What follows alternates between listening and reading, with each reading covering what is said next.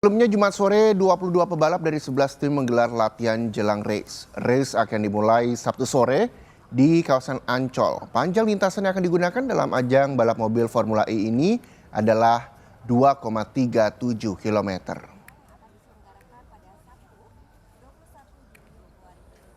Dan saudara, untuk mengetahui persiapan jelang race Formula E Jakarta 2025, kita tanyakan langsung kepada jurnalis Kompas TV, ada Suara Azani dan juru kamera Gahniar Febrian di sirkuit internasional Ancol, Jakarta Utara. Selamat pagi Suara. Suara, persiapan apa saja yang dilakukan jelang race sore nanti?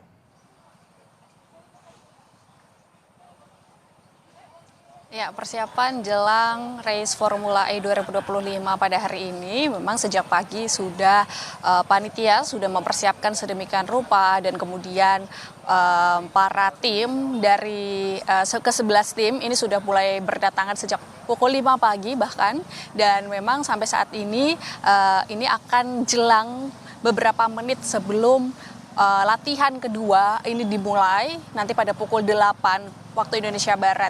Sebelumnya pada hari Jumat ini sudah dilakukan sesi latihan pertama, dan kemudian nanti pada siang hari dilanjutkan sesi kualifikasi yang akan dimulai pada pukul 10:20, dan kemudian yang dinanti-nanti ini adalah balapan utamanya atau main race ini akan dimulai pada pukul 15:05 waktu Indonesia Barat.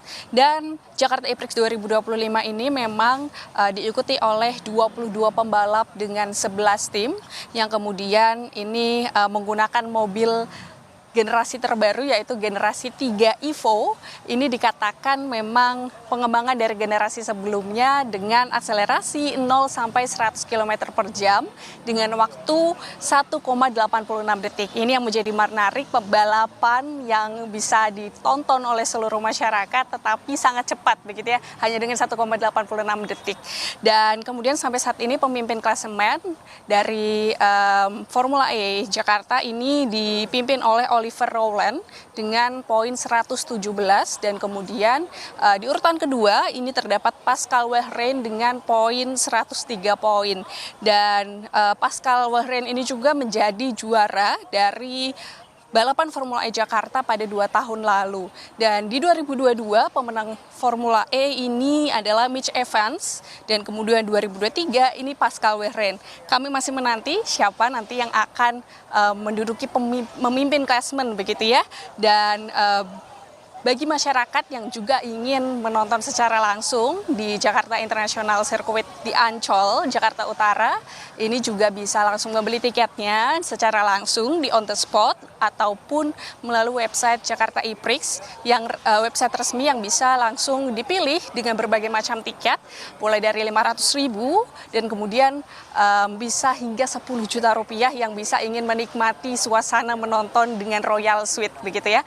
Dan kemudian kami akan nantinya mulai main race hingga sore nanti, dan kami akan memantau siapa yang akan meningkatkan poinnya dan kemudian berada di peringkat teratas klasemen. Lalu bagaimana dengan pegelaran Formula E ini kan sore nanti? Bagaimana warga yang akan hadir di sana? Lokasi parkirnya aman atau tidak, luas atau tidak untuk para warga yang akan membawa kendaraan pribadi, atau mungkin ada alternatif untuk menggunakan transportasi umum menuju ke sana?